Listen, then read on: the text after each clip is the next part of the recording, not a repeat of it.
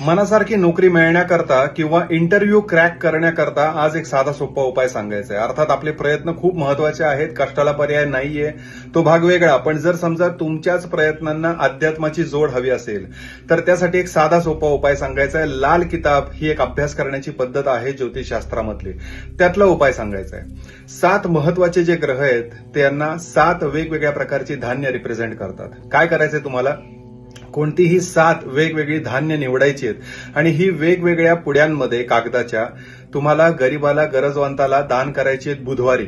आणि असं तुम्हाला किती बुधवार करायचंय, फक्त 7 बुधवार करायचंय.